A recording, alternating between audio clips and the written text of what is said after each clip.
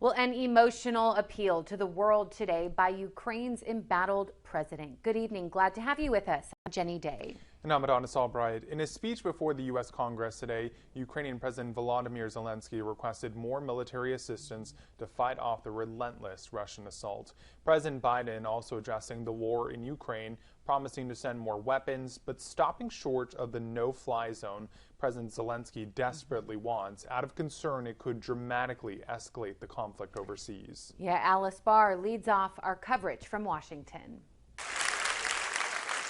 In a history-making address to Congress today, Ukrainian President Volodymyr Zelensky bringing the death and devastation racking his country into vivid focus inside the U.S. Capitol. I see no sense in life if it cannot stop the death.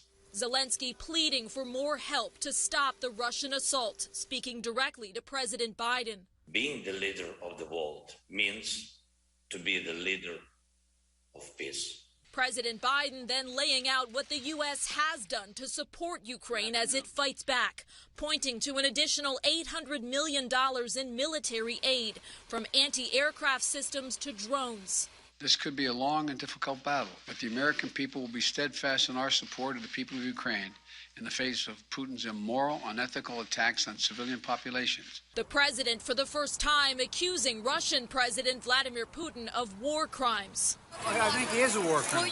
But he remains unmoved on Zelensky's central plea for a no-fly zone to deter Russian airstrikes that have hit hospitals, homes, and schools. Through an interpreter, President Zelensky invoking Dr. Martin Luther King's I Have a Dream speech. I have a need. I need to protect our sky. Also asking for help delivering Polish fighter jets to his military. Lawmakers in both parties stirred into action.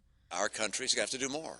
But President Biden is resisting steps he believes could escalate the conflict into World War III. In an interview with NBC's Lester Holt, Zelensky responding, nobody knows whether that wider war has already started.